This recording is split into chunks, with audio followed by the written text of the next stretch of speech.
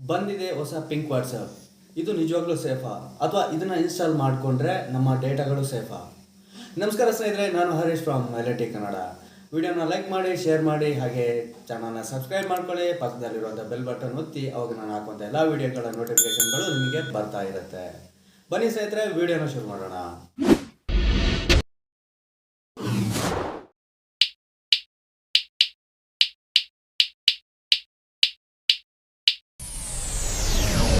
ಸ್ನೇಹಿತರೆ, ಏನಿದೆ ಈ ಪಿಂಕ್ ವಾಟ್ಸಪ್?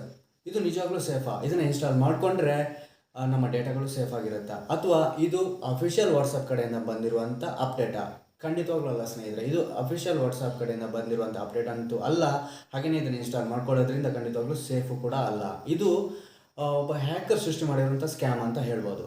ಹ್ಯಾಕರ್ಗೆ ಇದರಿಂದ ಏನು ಲಾಭ ಅಂತ ನೋಡೋದಾದರೆ, ಫಸ್ಟ್ ಆಫ್ ಆಲ್ ಇದನ್ನು ಇನ್ಸ್ಟಾಲ್ ಮಾಡಿಕೊಂಡ್ರೆ ಮೆಸೇಜ್ಗಳು ತಾನೇ ಫಾರ್ವರ್ಡ್ ಆಗೋದಲ್ಲದೆ ವಾಟ್ಸಪ್ ಕೂಡ ಹ್ಯಾಕ್ ಆಗುತ್ತೆ.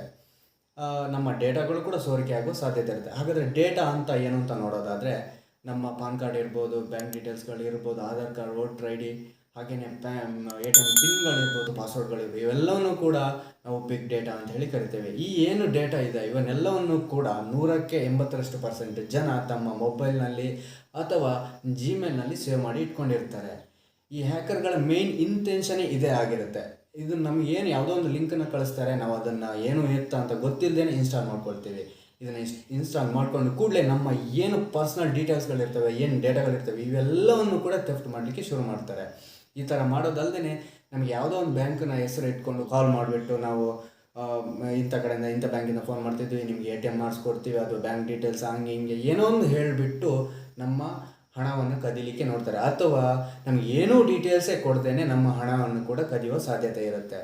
ನಾನು ತುಂಬ ಜನರಿಗೆ ಹೇಳ್ತೀನಿ ಸ್ನೇಹಿತರೆ, ಇಲ್ಲಿ ಯಾವುದಾದ್ರೂ ಒಂದು ಲಿಂಕ್ ಬಂತು ಅಂತ ಹೇಳಿದರೆ ಅದನ್ನು ಗೊತ್ತಿದೆ ಯಾರಿಗೂ ಫಾರ್ವರ್ಡ್ ಮಾಡೋಕ್ಕೆ ಹೋಗಬೇಡಿ. ನಿಮಗೆ ಗೊತ್ತಿರೋದಿಲ್ಲ, ನೀವು ಅದನ್ನು ಫಾರ್ವರ್ಡ್ ಮಾಡ್ತೀರಾ, ಬೇರೆಯವರಿಗೂ ಕೂಡ ಅದರಿಂದ ಸಮಸ್ಯೆ ಆಗುತ್ತೆ.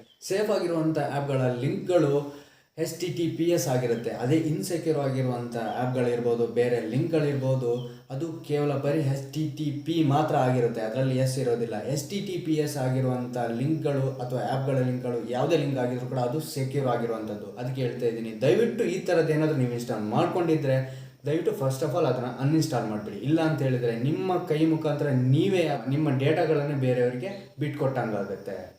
ದಯವಿಟ್ಟು ನೀವೇನಾದರೂ ಇನ್ಸ್ಟಾಲ್ ಮಾಡ್ಕೊಂಡಿದ್ರೆ ಅದನ್ನು ಫಸ್ಟ್ ಆಫ್ ಆಲ್ ಅದನ್ನು ಅನ್ಇನ್ಸ್ಟಾಲ್ ಮಾಡಿಬಿಡಿ. ನಿಮಗೆ ವಿಡಿಯೋ ಇಷ್ಟ ಆಗಿದೆ ಅಂದ್ಕೊಳ್ತೀನಿ. ವಿಡಿಯೋ ಇಷ್ಟ ಆದರೆ ಲೈಕ್ ಮಾಡಿ, ಶೇರ್ ಮಾಡಿ, ಚಾನಲ್ ಸಬ್ಸ್ಕ್ರೈಬ್ ಮಾಡಿ. Keep supporting. Thanks for watching.